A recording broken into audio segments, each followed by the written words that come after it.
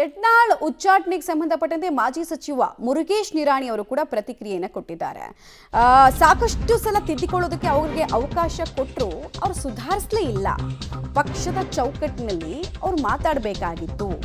ವ್ಯಕ್ತಿಗಿಂತ ಇಲ್ಲಿ ಪಕ್ಷ ದೊಡ್ಡದು. 5 ಜನರಿಗೆ ಪಕ್ಷ ನೋಟಿಸ್ ಅನ್ನು ಕೊಟ್ಟಿದೆ, ಅಂದರೆ ಕೇಂದ್ರೀಯ ಶಿಸ್ತು ಸಮಿತಿ ನೋಟಿಸ್ ಅನ್ನು ಕೊಟ್ಟಿದೆ. ಸುಧಾರಣೆಗೆ ಅವಕಾಶವನ್ನು ಕೊಟ್ಟಿದೆ ಅಂತ ಉಳಿದವರಿಗೂ ಕೂಡ ಸ್ವಲ್ಪ ಬಿಸಿ ಮುಟ್ಟಿಸುವಂತಹ ಪ್ರಯತ್ನ ಮುರುಗೇಶ್ ನಿರಾಣಿ ಅವರ ಮಾತಿನಲ್ಲಿ ವ್ಯಕ್ತ ಆಗ್ತಾ ಇದೆ. ಎಚ್ಚೆತ್ಕೊಳ್ಳಿ, ಇಲ್ಲ ನಿಮಗೂ ಇದೇ ದಾರಿ ತೋರಿಸುತ್ತೆ ಪಕ್ಷ ಅಂತ. ಅವರಿಗೆ ಸುಧಾರಣೆ ಆಗಲಿಕ್ಕೆ ಸಾಕಷ್ಟು ಸಲ ಹೇಳಿದ್ರು ಸಹಿತ ಅವರು ಆ ಕಡೆ ಲಕ್ಷ್ಯ ಕೊಡಲಾರ್ದೇ ಇರುವಂಥದ್ದು. ಮತ್ತು ಒಬ್ಬ ಸಂಘಟನಾಕಾರ ಮತ್ತು ಒಂದು ಒಳ್ಳೆಯ ಸಮಾಜಕ್ಕೆ ಒಂದು ಟೋಯೆ ಕೊಡಿಸೋದಲ್ಲಿರ್ಬೋದು ಅಥವಾ ಬೇರೆ ಬೇರೆ ಹಂತದಲ್ಲಿ ಅವರು ಸಹಿತ ಒಂದು ಹೋರಾಟ ಮಾಡಿರುವಂಥವ್ರು ಮತ್ತು ಮೊದಲಿಂದಲೂ ಒಂದು ಹೋರಾಟದ ಗುಣವನ್ನು ಇಟ್ಕೊಂಡು ಬಂದಿರುವಂಥವ್ರು. ಆದರೆ ಈ ಸಮಯ ಸರಿ ಇಲ್ಲ ಅಂತ ಅನ್ನಿಸ್ತಾ ಇದೆ.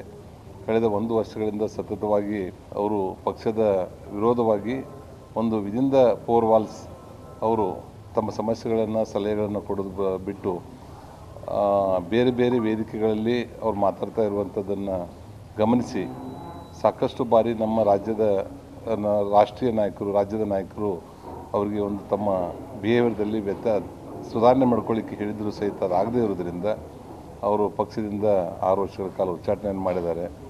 ಇದು ಶಿಸ್ತಿನ ಪಕ್ಷ ಅನ್ನುವಂಥದ್ದಕ್ಕೆ ಇದೊಂದು ಉದಾಹರಣೆ. ಯಾಕಂದರೆ ಭಾಳ ದಿವಸಗಳ ಹಿಂದೆಯೇ ಇದು ಮಾಡ್ತಾರೆ ಅನ್ನುವಂಥದ್ದು ಇದು ಇತ್ತು. ಆದರೆ ಯಾರೂ